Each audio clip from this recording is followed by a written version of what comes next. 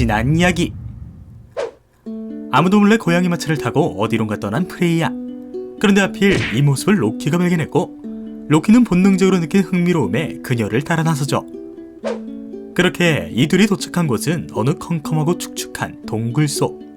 그 동굴 속에는 4명의 난쟁이들이 있었는데, 그들은 자신들이 만든 황금 목걸이를 보며 감탄하고 있었습니다. 그런데 그 목걸이가 어찌나 아름답던지 프레이야는 금과 은을 줄 테니 그 목걸이를 팔라고 하죠. 하지만 난쟁이들은 금과 은이라면 자신들도 이미 많다며 이를 거부했고, 대신 하루에 한 명씩 프레이야와 잠자리를 요구하는데, 감히 난쟁이 따위가 미의 여신에게 잠자리를 요구한 상황, 그것도 4명이나. 무슨 야설에서나 나올 법한 상황에 프레이야는 충격을 넘어 소름까지 끼쳐 있습니다. 왜냐면 제가 1편에서 말하지는 않았는데, 오딘과 그의 형제가 이미르로 세상을 만들었을 때 이미르의 시체에서 생긴 구더기로 만든 것이 난쟁이라는 존재였거든요. 다시 말해 이 상황은 저 아름다운 황금 목걸이를 얻기 위해선 저 혐오스럽고 기형적으로 생긴 구더기들과 잠자리를 해야 하는 것이죠. 그것도 4명이나. 상상만 해도 끔찍한 상황. 하지만 목걸이를 본 프레이야는 이미 이성을 잃은 상태였고, 저 목걸이만 있으면 자신의 아름다움이 한층 더해질 것이라는 욕망에 사로잡혔죠. 그렇게 결국 4명의 난쟁이들과 잠자리를 같이 하게 됩니다. 그리고 이 모든 걸 로키가 지켜봤죠. 초대형 스캔들을 아르는 로키는 곧바로 오딘에게 달려가, 오딘, 너도 봤어? 넌 맨날 흐리드 스칼프에 앉아있으니 다 알 거 아냐? 설마 모르는 거야? 너가 그렇게 소중히 여기던 프레이야가 난쟁이 놈들이랑 잠자리를 한 걸? 라고 말했고, 오딘은 아는지 모르는지 별다른 내색을 하지 않은 채 그저 프레이야가 챙긴 그 목걸이를 가져오라고 합니다. 그렇게 그날 밤, 오딘의 명을 받은 로키는 프레이야의 궁전 세스룸니르로 향했습니다. 그런데 이 궁전이 어찌나 철통보안인지 마치 고양이 카페 마냥 사방팔방 고양이가 널려있어 몰래 들어갈 수가 없었고, 벽과 벽 사이엔 틈 하나조차 없었죠. 때문에 로키는 파리보다도 더 작은 벼룩으로 변신해 지붕 끝에 있던 아주 조그마한 구멍으로 침입합니다. 그리곤 잠든 프레이야의 목에서 그 목걸이 브리싱 가면을 훔쳐오죠. 잠에서 깬 프레이야는 자신의 목걸이가 도둑맞은 걸 깨닫고는 분노로 얼굴이 새빨개졌습니다. 그리고 얼마 안가 범인을 찾아내죠. 아스가르드에서 벌어지는 불미스러운 일은 대개 장난기많은 로키가 그 원인이지만, 아무리 장난이 좋다 해도 굳이 철통보안인 이 세스룸니르까지 침입하는 수고스러움은 절대 하지 않을 터. 때문에 이 모든 건 로키에게 명령을 할 수 있는 오딘임을 확신했고, 곧장 오딘에게 달려갑니다. 그렇게 오딘에게 달려간 프레이야는, 당신은 지금 채통 없는 짓을 한 거예요. 당장 내 목걸이 내놔요. 라고 말했고, 이에 오딘은 채통 없다는 말이 당신 입에서 나오다니 어처구니가 없구만. 탐욕에 사로잡혀 난쟁이들과 몸을 뒤섞은 여인이 어디서 큰 소리야! 라고 소리쳤죠. 이에 프레이야는 연신 보석 눈물을 흘리며 목걸이를 돌려달라 반복했고, 이를 본 오딘은, 그렇게 목걸이를 얻고 싶으면 나랑 거래를 하나 하지. 지금 당장 미드가르드에서 2 왕을 찾아 그리고 서로 증오하게 만들어 서로 싸우게 하란 말이야. 그럼 용감하고 강한 병사들이 싸워 죽게 되겠지? 그럼 당신은 그 병사들을 마법으로 살려내 이곳으로 데려오기만 하면 돼. 어때? 간단하지? 원하든 원하지 않든 강제로 전쟁시키려는 미친 신. 하지만 먼 훗날 있을 라그나로크를 대비하기 위해 오딘은 용감한 전사들이 필요했고, 프레이야는 그 목걸이가 필요했죠. 때문에 결국 프레이야는 마법을 부려 2 왕국에게 증오심을 부여했고, 전사들은 싫든 좋든 전쟁을 하게 됐습니다. 그렇게 오딘은 용감하게 죽은 전사들의 반을 얻게 되었고, 프레이야는 나머지 전사들과 빛나는 황금 목걸이 브리싱 가면을 돌려받았다고 하네요.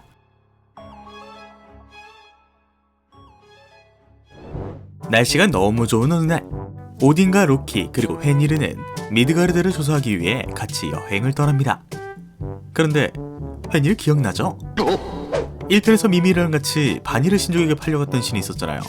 그 외에 잘생긴 롱다리인데 답답한 신. 그렇게 얼마나 시간이 흘렀을까? 그들은 배고픔에 못 이겨 길거리에 돌아다니던 황소를 잡아먹기로 합니다. 그런데 아무리 시간이 지나도 고기는 익을 생각이 없었고 지혜롭기로 소문난 오딘조차 그 원인을 알 수 없었죠. 그런데 그때 그거야 다 이유가 있지 라는 소리에 신들은 소리가 들리는 방향을 쳐다봤는데 그곳에는 커다란 독수리가 나뭇가지에 앉아 그들을 지켜보고 있었죠. 그리고는 나도 그 고기를 먹게 해준다면 내가 고기를 익게 해줄게 라고 말했고 너무나 배가 고파 고통스러웠던 새 신들은 그렇게 하기로 하죠. 그런데 이 정신 나간 독수리는 고기를 익게 하긴커녕 고기를 들고 날아가 자기 혼자 먹기 시작합니다. 이에 열받은 로키는 장대를 들곤 독수리의 옆구리를 찔러버렸고 독수리는 비명을 지르며 하늘로 날아가 버리죠. 그런데 이게 뭔 일인지 뜬금없이 로키도 비명을 지릅니다. 장대를 놓지 못한 로키도 그대로 딸려가 버렸거든요. 장대에 매달린 채로 로키는 이리 끌리고 저리 끌리고 가시덤불, 빙산, 돌 등에 치이기 시작했고 죽음보다 더한 고통의 로키는 야! 내가 미안하다!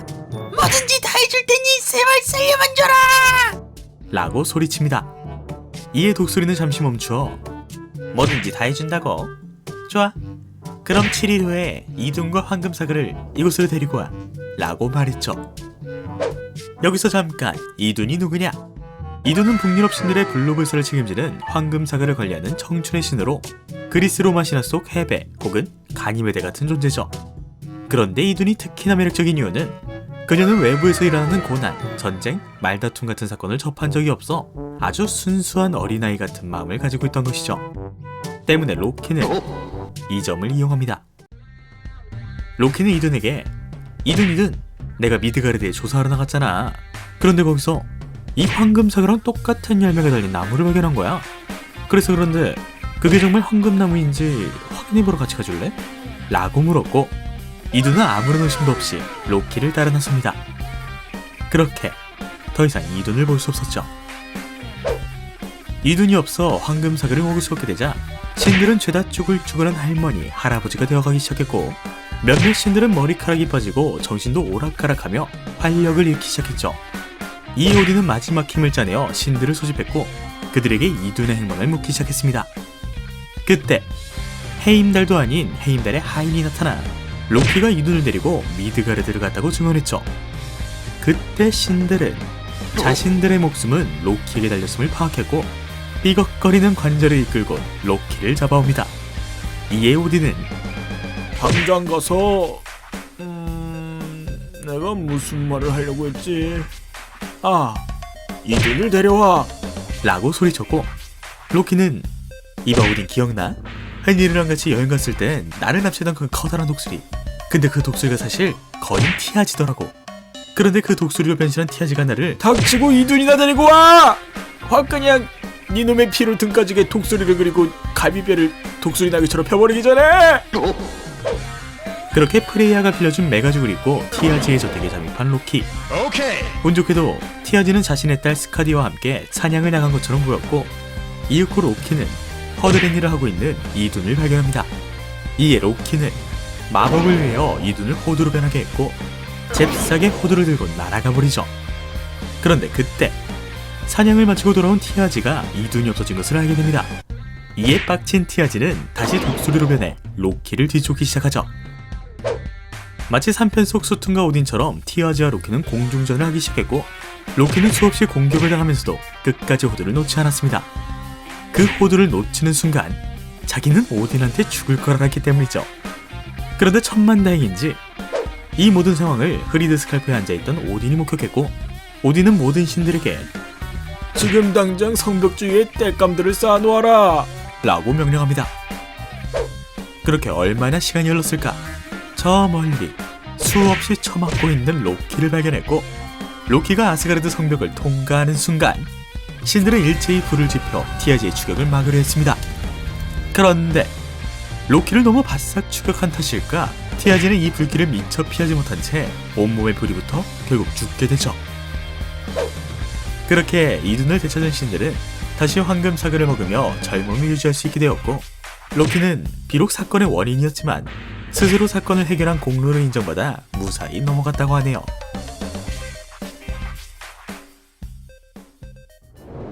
프레이르 프레이아에 이어 드디어 마지막 요르드 이야기입니다. 이둔을 납치했던 거인 티아지는 죽고 신들은 젊음을 되찾았습니다. 그런데 문제는 이 티아지에게는 스카디라는 딸이 있었던 것이죠. 아무리 기다려도 돌아오지 않는 아버지. 이에 스카디는 신들이 자신의 아버지를 죽였음을 확신하곤 창과 방패를 들곤 아스가르드로 향합니다. 이둔을 되찾아 젊음을 되찾은 아스가르드는 그야말로 축제의 연속이었습니다. 그런데 그때 아스가르드의 문지기 헤임달이 달려와선 지금 무기를 든 웬 거인 녀석이 아스가르드를 향하고 있습니다 라고 소리쳤죠. 더 이상 아스가르드에서 피를 보기 싫었던 오딘은 그녀와 협상하기를 원했고 이윽고 그녀가 티아지의 딸 스카디라는 것을 알게 됩니다. 이에 오딘은 아버지의 일은 유감이라네. 당신이 원하는 만큼 금을 주겠네 라고 말했지만 스카디는 그딴 금은 이미 저도 많이 가지고 있어요 라고 대답했죠. 그러자 오딘은 그럼 당신이 원하는 게 무엇인가? 라고 묻자 스카디는 검을 들고 신들을 죽이려 달려듭니다. 그런데 그때 당장이라도 죽일 기세로 달려들던 스카디가 갑자기 검을 내려놓곤 얼굴이 빨개지기 시작합니다. 그리고는 무엇을 원하냐고? 그럼 우울한 날을 한바탕 크게 웃겨줘. 그리고 남편을 만들어줘 라고 대답합니다. 갑자기 분위기 결혼정보회사. 신들을 죽이려던 스카디는 저 멀리 숨쉬는 것마저 빛나던 오딘의 아들 발드를 보곤 첫눈에 반한 것인데, 참고로 발드르는 거짓말을 한 번도 한 적 없을 정도로 선하고 가장 완벽한 신으로 세상 모든 것들로부터 찬양을 받았죠. 때문에 오딘은 스카디에게 한 가지 조건을 겁니다. 너의 남편은 너가 고르게 해주겠다. 대신 남자들의 발만을 보고 골라야 한다. 스카디의 대답만큼이나 생뚱맞은 조건. 하지만 스카디는 어느 정도 자신이 있었기에 이를 응했고 두뇌 풀가동을 시작합니다. 그렇게 그녀는 결국 가장 잘생긴 남자 발드르는 가장 잘생긴 발을 가지고 있을 거라 생각해 수많은 발 중 가장 잘생긴 발을 선택했죠. 그런데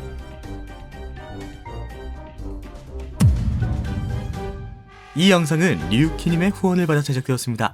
만약 더 나은 효과와 영상 그리고 와빌에게 정기적으로 빵과 우유를 주시고 싶은 분들은 영상 설명서 후원하기 사이트를 참고해주세요.